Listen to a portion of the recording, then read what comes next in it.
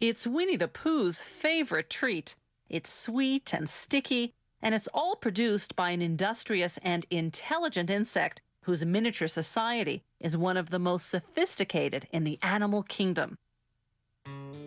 It all begins in a field where worker honeybees suck nectar from flower blossoms such as clover. They store it in their honey sac, then return to the hive where other worker bees suck it out and chew it, breaking down the nectar's complex sugars into two simple sugars called glucose and fructose. The bees then deposit the nectar into the cells of the wax honeycombs they've built. They fan it with their wings until most of its water content evaporates in the warm air of the beehive. What's left is thick and gooey honey. The bees then cap each honey-filled cell with beeswax. That's when the beekeeper steps in. Bees will sting if taken by surprise, so the beekeeper sprays the hive with smoke from burning pine needles, a scented warning that foreigners are about to enter the hive. Inside the hive are wooden frames hanging side by side, each holding a honeycomb. A hive can house hundreds of thousands of bees, all descendants of the prolific grand poobah of beedom, the queen bee. She's the big one in the middle. The queen bee lays up to 2,000 eggs a day, creating the workforce needed to feed and protect the colony. But the beekeeper tricks the colony's defenders. He replaces the hive's cover with a device called a bee escape, which smells like cherries. Bees dislike the scent, so most fly to the bottom sections of the hive. Another warning spray, and the beekeeper removes the bee escape. Now he can escape with the honeycombs.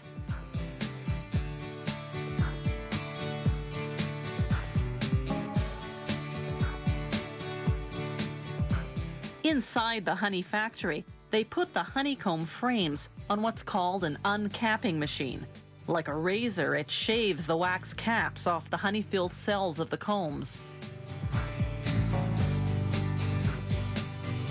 They scrape off the remnants manually. Then they set the frames on another machine called a honey extractor. It spins the honeycombs until all the honey is forced out of the cells. Afterwards, they filter the honey to remove any pieces of wax capping that slip through. Then, the honey is ready for bottling. Some beehives contain smaller frames designed to produce honey that isn't extracted from the honeycomb.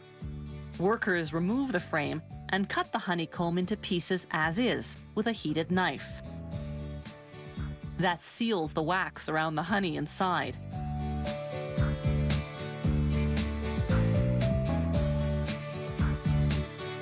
You eat it, wax and all.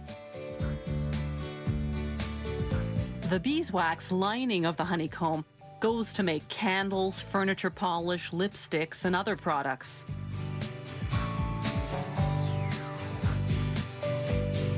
When producers have more liquid honey than they can sell, they simply let it granulate, develop sugar crystals, and turn hard and white. Then, when the orders come in, they return it to its original liquid form by heating it to 130 degrees Fahrenheit. They vacuum clean the jars.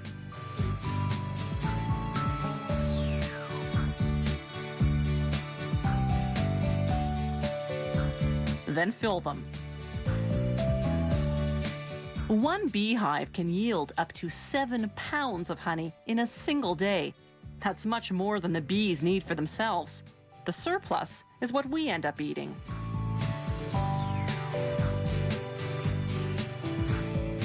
Honey production today is both efficient and humane.